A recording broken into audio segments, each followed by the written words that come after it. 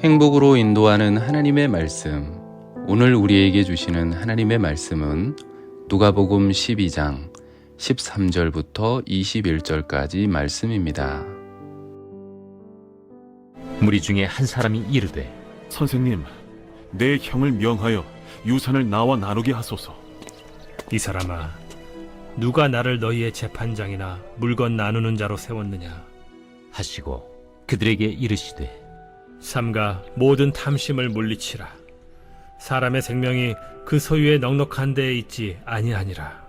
또 비유로 그들에게 말하여 이르시되, 한 부자가 그 밭에 소출이 풍성하매 심중에 생각하여 이르되, 내가 곡식 쌓아둘 곳이 없으니 어찌할까 하고, 또 이르되, 내가 이렇게 하리라.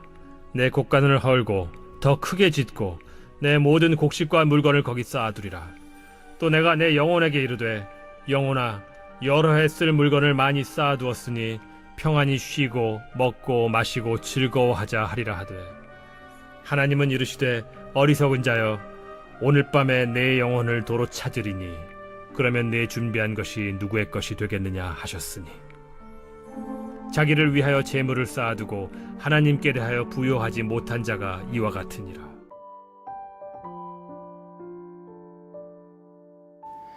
무리 중 한 사람이 예수님께 유산에 대한 분쟁을 해결해 달라고 요청했습니다. 예수님은 그 문제에 개입하시는 것을 거부하시고 그보다 훨씬 중요한 문제인 재물에 대한 올바른 태도를 알려주시며 모든 탐심을 물리치라고 말씀하셨습니다. 그리고 어리석은 부자의 이야기를 들려주셨습니다. 어느 부자가 풍작으로 많은 곡식을 거뒀습니다. 거둬들인 곡식을 보관할 공간이 부족하자 창고를 헐고 더 크게 지어 모든 곡식과 물건을 거기에 쌓아두려고 했습니다.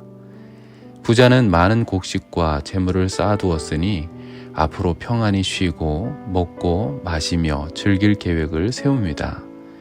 부자가 인생을 즐길 생각에 빠져 있을 때 하나님은 오늘 밤에 내 영혼을 도로 찾겠다고 말씀하십니다. 전혀 예상하지 못한 때에 주인이 물건을 되찾는 것처럼 하나님이 그의 생명을 도로 찾아가시겠다고 말씀하십니다. 그러면 그의 많은 재물은 아무 소용이 없어집니다. 예수님은 자신을 위하여 재물을 쌓아두고 하나님께 대하여 부요하지 못한 자가 이와 같다고 말씀하셨습니다.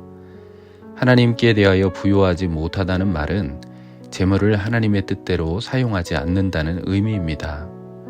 이 부자의 관심은 자신과 재물에만 있었습니다. 앞으로 펼쳐질 인생도 자기가 마음먹은 대로 이루어질 것이라고 생각했습니다. 그래서 그 재물을 가지고 자신만을 위해 사용하고 먹고 마시고 즐길 계획만 세웠습니다. 이 사람의 인생에는 자신을 창조하신 하나님의 자리는 없었습니다. 하나님이 주신 재물을 하나님의 나라와 하나님의 뜻을 위해 사용하는 데에는 관심이 없었습니다. 하나님께서 명령하신 어렵고 가난한 이웃을 위해 사용한다는 계획도 없었습니다. 오직 자기 자신만을 위해 살아간 사람입니다. 생명을 살리고 영혼을 살리는 일에는 아무런 관심도 없었고 영혼을 구원하는 가치 있는 일에 자신의 재물이나 삶을 사용하지도 않았습니다. 우리는 모든 탐심을 조심해야 합니다. 오직 자신에게만 집착하는 모습은 하나님의 자녀에게 합당하지 않습니다. 하나님을 향한 감사와 어려운 이웃에게 베푸는 마음이 있어야 합니다. 영원한 것에 가치를 두고 자신이 소유한 재물을 사용하는 지혜로운 성도가 되시기를 예수님의 이름으로 간절히 축원합니다. 기도하겠습니다.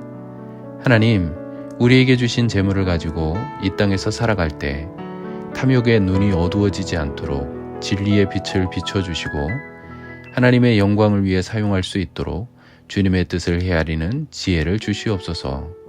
우리의 생명이 되시는 예수님의 이름으로 기도합니다. 아멘.